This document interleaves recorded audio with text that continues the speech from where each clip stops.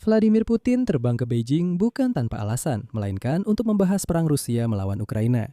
Dan di sini saya ingin mengatakan, akhirnya yang kita tunggu-tunggu tiba. Setelah KTT Donald Trump dan Xi Jinping, Menteri Luar Negeri Tiongkok Wang Yi membuat pernyataan resmi yang langsung menjadi sensasi di mana-mana.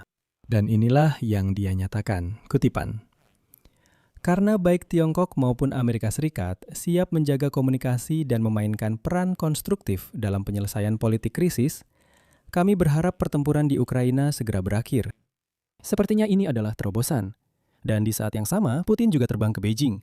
Untuk pertama kalinya, Tiongkok secara resmi mengatakan kami, yaitu Amerika Serikat dan Tiongkok bersama-sama dalam konteks Ukraina. Untuk pertama kalinya setelah 2 hari KTT antara Trump dan Xi Jinping, terdengar sesuatu yang mirip dengan posisi bersama. Tapi saya ingin membahas berita ini secara jujur. Karena seperti biasa, persoalannya ada pada detail-detailnya. Nama saya Alexei Peci, mari kita bahas topik ini bersama-sama. Tapi sebelum kita mulai, saya minta kalian untuk subscribe ke channel ini, like videonya, tulis komentar kalian, dan tolong juga subscribe ke kanal Telegram saya, Peci News.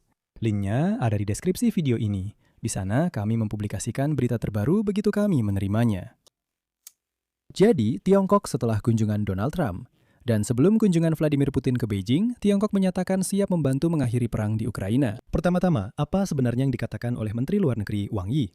Kutipannya, Tiongkok dan Amerika Serikat siap terus menjaga komunikasi dan memainkan peran konstruktif dalam mendorong penyelesaian politik krisis tersebut. Di sini saya langsung tegaskan bahwa frasa-frasa seperti menjaga komunikasi dan memainkan peran konstruktif adalah ungkapan diplomatik yang paling lunak yang mungkin dipakai.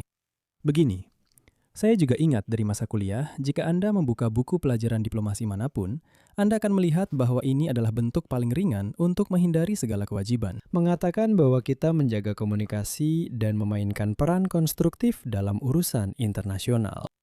Ini bukan kata-kata tentang mediasi, ini bukan rencana, bukan negosiasi, bukan jaminan, bukan upaya untuk memperbaiki atau menyelesaikan konflik ini dan sebagainya. Tidak, hanya komunikasi dan peran konstruktif. Ini adalah definisi yang digunakan Tiongkok ketika berbicara tentang Ukraina sejak Februari 2022. Pernyataan resmi dari Kementerian Luar Negeri Tiongkok setelah KTT antara Trump dan Xi Jinping terdengar seperti ini. Xi Jinping mengatakan, saya telah mencapai kesepakatan dengan Presiden Trump mengenai visi baru untuk membangun hubungan Tiongkok-Amerika yang konstruktif dan stabilitas strategis. Dan sekali lagi, kita mendengar istilah stabilitas strategis yang konstruktif. Ini adalah istilah baru yang diajukan Beijing untuk menggambarkan semua hubungan bilateral dengan Amerika.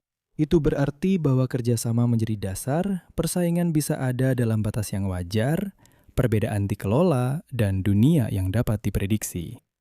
Ukraina dalam seluruh konsep ini adalah salah satu elemen dari perbedaan yang dikelola.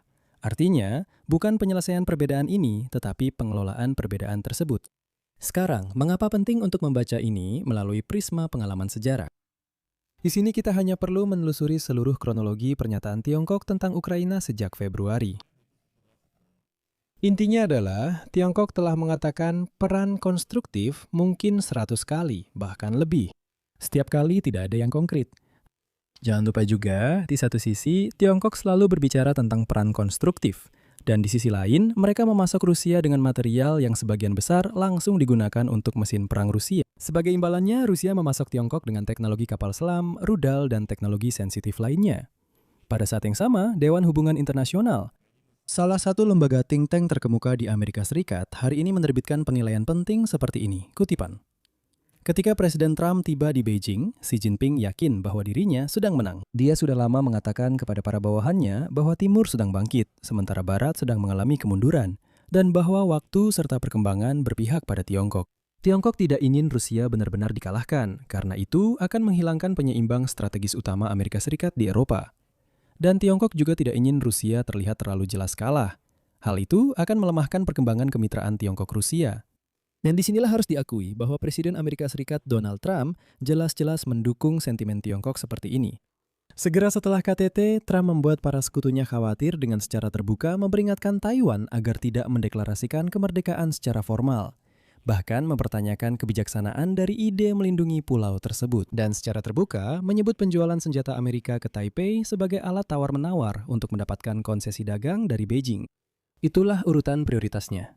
Sekali lagi, saya sudah membahas lebih detail tentang bagaimana Trump menyerahkan Taiwan ke Tiongkok di episode sebelumnya, jadi saya tidak akan mengulanginya. Singkatnya, Trump menyarankan Taiwan untuk tetap tenang, tidak menonjol, dan tidak membuat Tiongkok marah. Atau jangan memprovokasi Tiongkok. Sekarang, untuk apa Putin terbang ke Beijing dalam situasi seperti ini? Secara resmi, Kremlin melalui juru bicara Peskov menyebut ini sebagai kontak rutin. Namun, media Tiongkok South China Morning Post merumuskannya sedikit lebih tepat. Kunjungan Putin adalah upaya Beijing untuk mengelola hubungan dengan Moskow dan Washington, serta memposisikan dirinya sebagai kekuatan kunci. Namun juga diketahui bahwa Putin akan datang untuk menandatangani deklarasi baru tentang kerjasama strategis dengan Xi Jinping. Dan penandatanganan deklarasi seperti ini 5 hari setelah Beijing mengumumkan peran konstruktif terkait Ukraina. Sekali lagi, jika berbicara dengan bahasa diplomatik, tidak bertentangan. Ini adalah Tiongkok yang secara bersamaan mengatakan kepada Trump bahwa mereka akan membantu selalu Ukraina, dan kepada Putin mereka mengatakan akan membantu dia. Dan Beijing berusaha untuk terlihat seolah-olah mereka mengambil posisi netral. Dan di sini penting untuk diakui bahwa Beijing dengan senang hati akan melemparkan beban tanggung jawab kepada koalisi Eropa yang dipimpin oleh Macron, Starmer, dan Merz.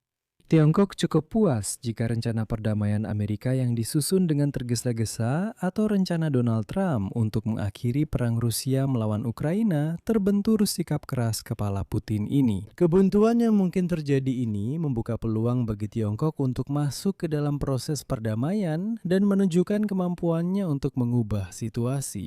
Dengan kata lain, Tiongkok menunggu saat Amerika Serikat dan Eropa lelah bernegosiasi dengan Putin. Dan saat itulah Tiongkok, Anda tahu, akan tampil sebagai pemenang yang mampu mendamaikan semua pihak. Dan Tiongkok jelas sedang menunggu. Dan setelah bertemu dengan Xi Jinping di Beijing, Trump mengatakan hal berikut tentang Ukraina. Ya, kami membahasnya. Itu adalah konflik yang ingin kami lihat penyelesaiannya. Sekali lagi, ingin melihat. Itu bukan berarti sepakat untuk mencapai perdamaian. Bukan sepakat untuk berusaha menjadi penengah. Ingin melihat itu bukanlah sebuah komitmen. Dan sayangnya harus diakui bahwa Trump sekali lagi sama sekali tidak berhasil melakukan apapun. Dan terakhir saya tambahkan informasi dari Financial Times yang kemarin menulis bahwa kesepakatan damai untuk Ukraina pasti tidak akan tercapai sampai akhir tahun ini. Karena Putin percaya bahwa Federasi Rusia akan bisa merebut seluruh Donbas sebelum akhir tahun. Hal itu dia sampaikan kepada Trump, dan Trump mempercayainya. Karena itu, dia siap untuk hanya menunggu. Di sini saya akhiri dulu, tulis pendapat dan kesimpulan Anda di kolom komentar di bawah episode ini. Jangan lupa berlangganan kanal ini, tekan tombol lonceng, dan jangan lupa untuk menyukai video ini. Jika Anda ingin mendukung kerja kanal YouTube ini, Anda bisa melakukannya dengan memberikan donasi melalui tautan dan informasi yang ada di deskripsi video ini. Saya akan sangat berterima kasih atas dukungan apapun dari Anda. Itu saja. Jaga diri Anda, sampai jumpa semuanya.